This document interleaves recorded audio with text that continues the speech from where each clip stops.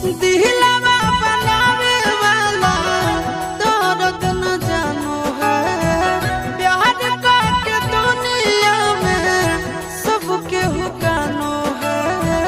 सुन के खबरिया पगली जई है न डर गे, जई है न डर गे।